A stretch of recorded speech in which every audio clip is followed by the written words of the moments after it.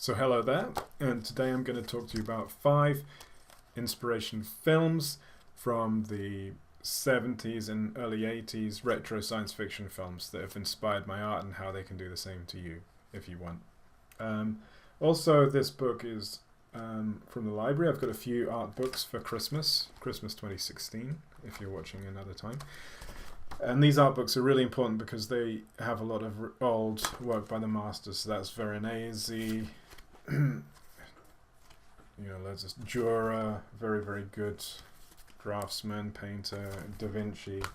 And in the book, there's some really good scenes. His is The Birth of Venus by Botticelli. And I'm really trying to get back to looking at old art classics so I can really push my compositions for urban sketching and my science fiction compositions, the sort of film ones that look like movies, on using old classic techniques. It's really important looking at the old techniques. Although they might seem boring, when you get into them, they're really good. It's a bit like classical music. Anyway, so I'm going to go through five films, and then each film is a still. Each example I've chosen like an iconographic still of the film. So the first one is Soylent Green. So there's a bit of a plot spoiler here. So if you want to fast forward it until the next slide comes, for those that don't want to know the plot, but those that have seen it and you don't mind, just keep watching. So anyway, Soylent Green is a dystopian environment, a dystopian futuristic world, and in it, it's too many people in the world.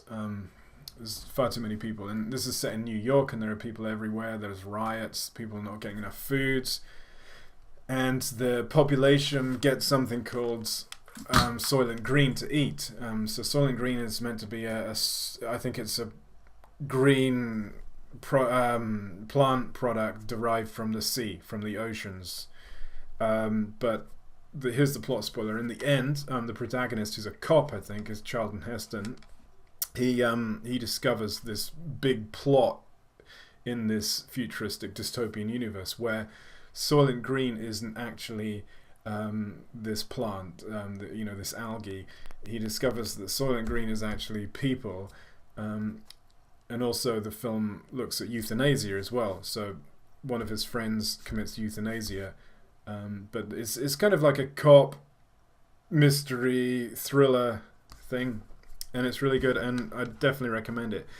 And anyway, this is quite an iconographic end scene.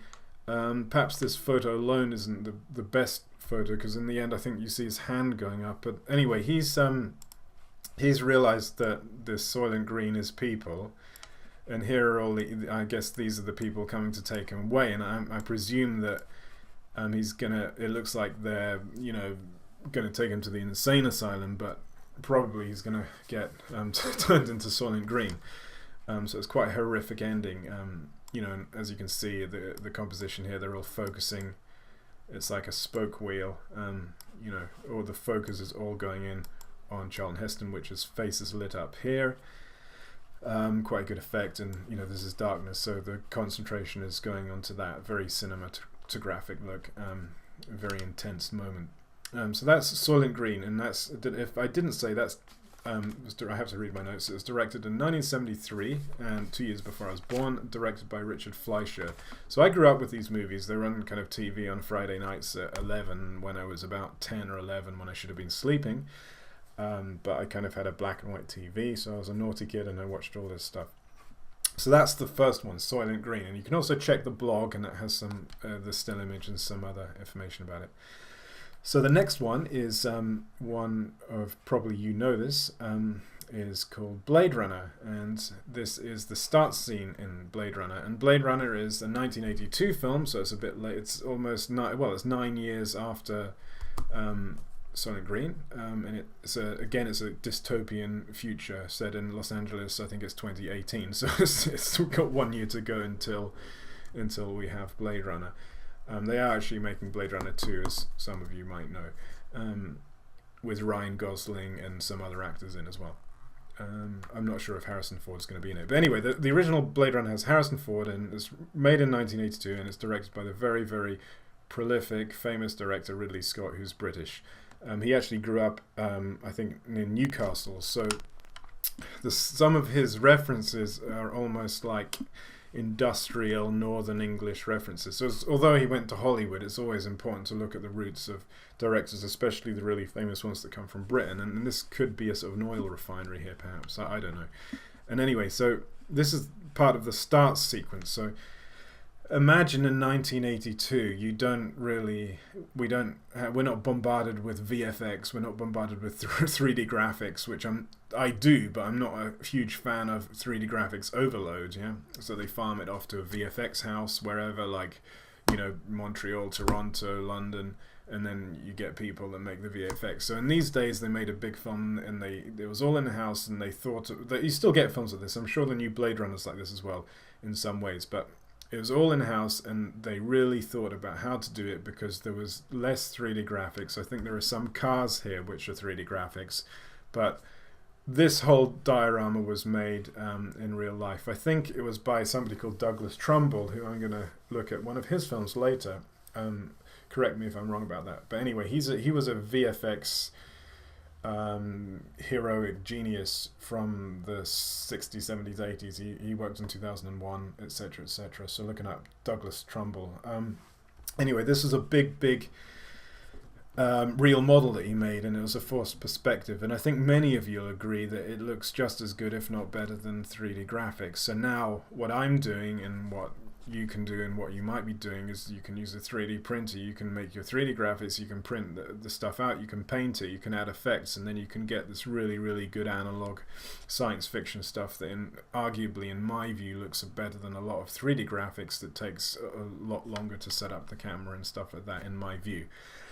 If that's a contentious issue for you, just get in touch and let's have a discussion about it. And anyway, so that's good. And the start of this movie, it all opens up, and it's kind of like almost like Chinese music. There's a lot of Chinese influence. I mean, I'm sure many of you know it, and it's amazing. It's got big drums, and just this huge city opens up like Los Angeles. It's not really like Los Angeles if you've been there. It's more like New York. So growing up in Britain, I was sometimes a bit disappointed going to these places because it was, I thought Blade Runner was filmed here, but yeah, Los Angeles is an amazingly big, huge place, but it's certainly not the Blade Runner Los Angeles, thank goodness, anyway, because this is a dystopia. Strangely, I find dystopias quite interesting. I don't know why. I'm sure many of you do as well. That's probably the wonder of Blade Runner. So anyway, so this is the start scene. Not much going on in the way of stuff, just get onto that layer. So yeah, I mean, it's just a perspective, and it's all focusing in on these main towers, which I think these towers are the Tyrell Corporation, which are the people that make the androids in the film. I'm not going to go into the film too much. It's about androids, it's about, are they conscious, are humans conscious, are some humans android, and again it stars Harrison Ford. It's 1982. So again, you can check out the blog for this. So I'm going to go down to the next one. So this is, some of you might know this film. It's Planet of the Apes, and this is again a plot spoiler, which has probably been spoiled now. I've said the film and seen that, so switch off or wait until the slide goes if you don't want the plot spoiler. So this is made in, this is the earliest film. It's made in 1968, and it stars Charlton Heston. And anyway, this is the end. So Planet of the Apes is meant to be another world they go to, and the apes rule the humans. It's really interesting. It tackles issues like racism, diversity, different cultures, and who rules the roost. But at the end, I can't really remember the film exactly. I haven't watched it too many times. But anyway, at the end, we're not really sure if this world is Earth. It's an Earth-like world, but at the end we know immediately, because this is the Statue of Liberty.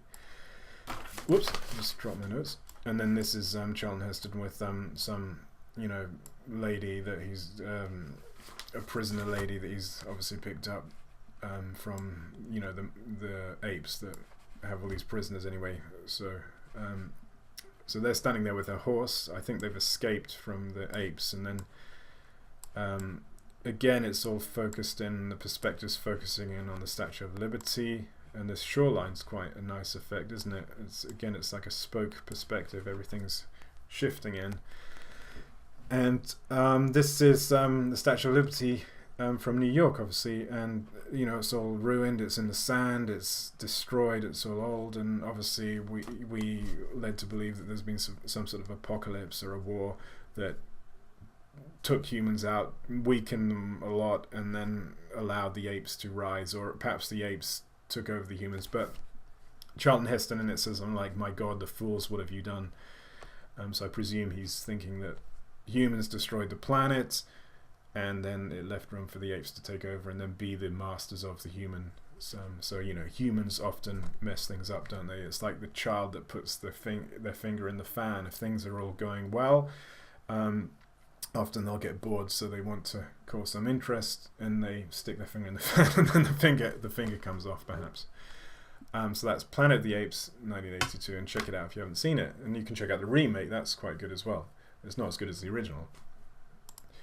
So this image is very, very interesting for the fact that it's by George Lucas, who went on to direct Star Wars. So this is 1971, and this is called THX 1138. And as you'll see in the slideshow, I haven't put any Star Wars slides in, because I don't particularly think Star Wars is really a science fiction film as such. It's a science fantasy film. I think some of the cinematography in it is quite nice and minimal, like the early stuff, like this piece here. You can see it there's a connection, isn't there?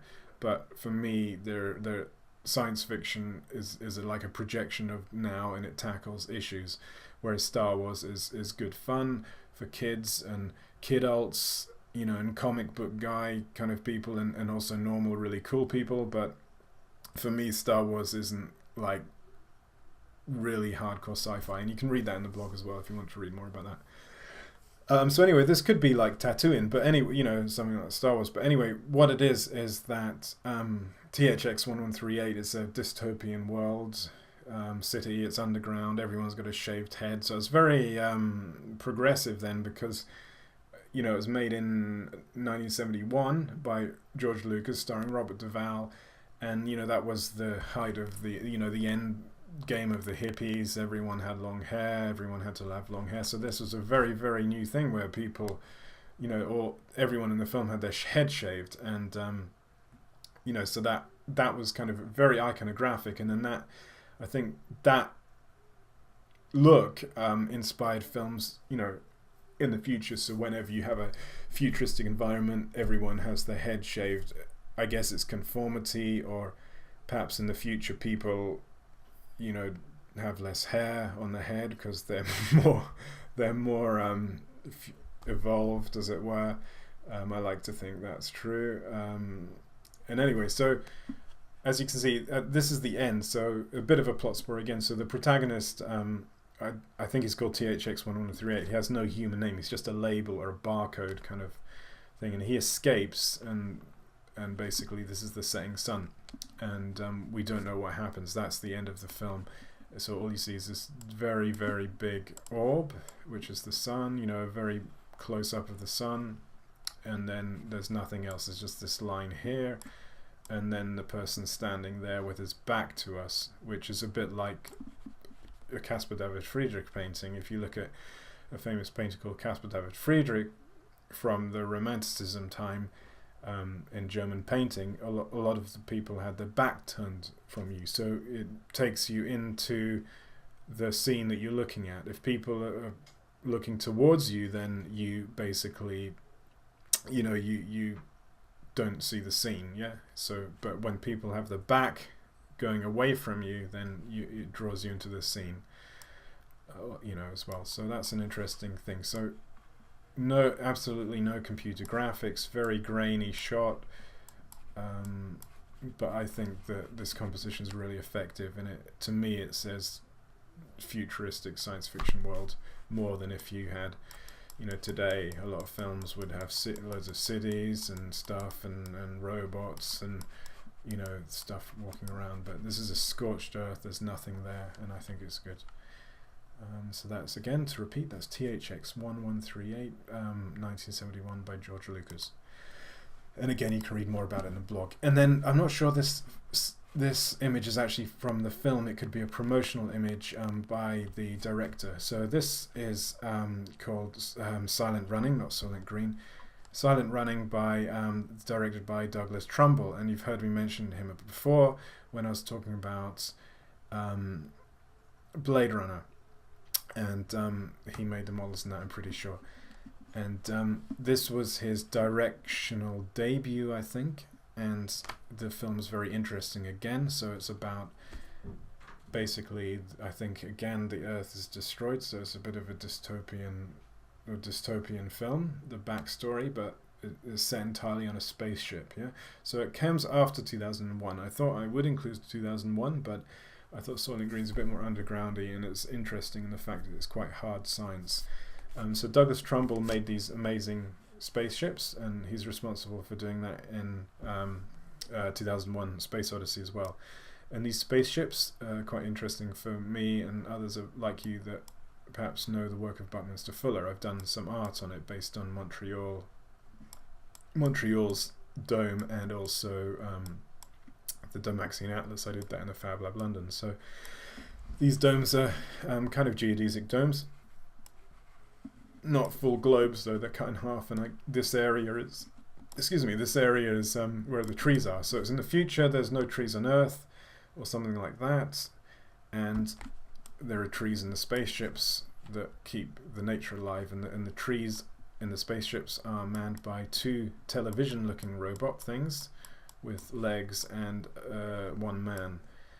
No, I think there's more men, but they kind of killed or something. I'm not quite sure I remember the story. I just remember the really, really awesome visual effects and the really, really good models. I mean, look at the details down here on the models. These are what we call greebles in 3D graphics, but these were all stuck on and made as real models. And you know, I'm going to get a 3D printer soon, so I don't have to keep paying for one, and you know, in things like Fab Labs, because it can come to quite a lot. So I'm just going to invest in one. And you know, again, printing these 3D models out, as you can see in the 3Z city model I made, when you do a 3D graphic version of it, it looks okay. But to get these really, really nice analog-y effects, it is a bit grainy, but you get sort of chromatic aberration where the camera shifts at the ends and disperses the color. And I think people are crying out for that kind of analog look now, because there's too much 3D graphics that basically is too clinical. So to repeat, this is a good film, good plot, and really nice image here, and that's Silent Running by Douglas Trumbull, and it stars somebody called Bruce Dern. I think he's been in other Hollywood stuff as well. So that's the 5 images. Lastly, speaking of 3D graphics, and this is a bit blurry, this is my work, but then again, just showing you can see the influences in my work with some of these old films. So again, I'm using the spoke wheel system to focus in onto the main floating imaginary city. This person's focusing in as well, like that. And all those 3D graphics, I've done a model in it. You can check it on my site, a 3D print, and I lit it. I'm going to do some more stuff like that, so it gives a nice analog feel. And then these drawings try to, well, these are meant to be sort of symbols, abstract symbols, and I draw a lot, as you know, as most of you know, so I like to add these as kind of weird stuff, and also it kind of gives it an analog feel just to take it away from the clinical 3D graphics, and post-processing gives it an analog feel as well.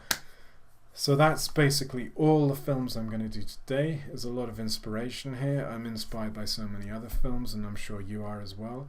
These retro films really inspire the future, because looking at them now, they're really interesting, because they often tackle really interesting issues that are kind of black and white. Films now do that, but the films that are trying to be serious don't really add much to the equation in my view. But I'm going to think about that and then come back with some more films at another time, more contemporary films that do look at that, because there are a lot anyway. And please comment below if you want to recommend some, and also add any comments and questions. Do you have any films from this retro films that you like, or really vintage films? So retro, sort of 70s, 80s, vintage is perhaps 60s, 50s, 40s and beyond. What films inspire you? What science fiction films inspire you? So thanks very much, and please show your appreciation of this video by sharing this work on Twitter, Facebook, etc., commenting. You can subscribe to this channel, and you can also donate to me on Patreon. So that's it for now, and check out the accompanying blog for this as well, and I'll speak to you in a week. Bye for now.